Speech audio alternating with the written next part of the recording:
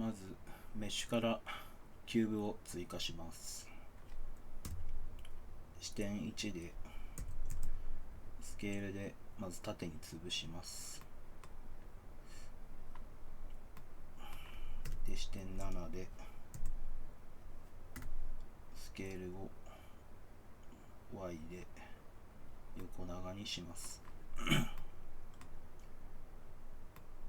でここからモディファイアをその前に、コントロール A でスケールをまず適用させてください。ここからモディファイアを追加します。ジェネレートレベルを追加してセグメントを3にしてアマウントを下げます。 0.03 ぐらいかな、はい、で次にモディファイアでジェネレート生成からサブディビジョンサーフェスをかけます。でビューポート2ぐらいにしていい感じですね。これでタブキーを押して辺を選択でコントロール R でループカット、6個ぐらいかな。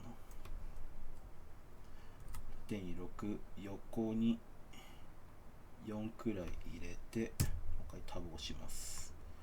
で次にこのフィジックス物理ボタン、物理シミュレーションをします。クロスシミュレーションを押して、プレッシャー圧力を5にします。でフィールドウェイトフィールドの設定で重力を0にしてこれでシミュレーションしてみます。そうするとこのようにシミュレーションができるんですが、これで任意の場所で止めて確定させたいので、一番っぽいのはこの2ぐらいですかね。フレーム2で止めます。でこの状態でモディファイアを上から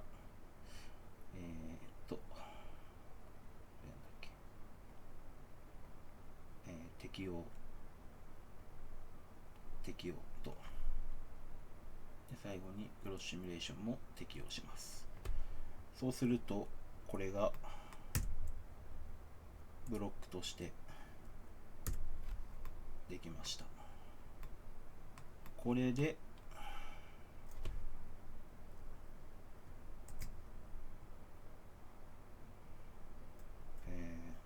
RX90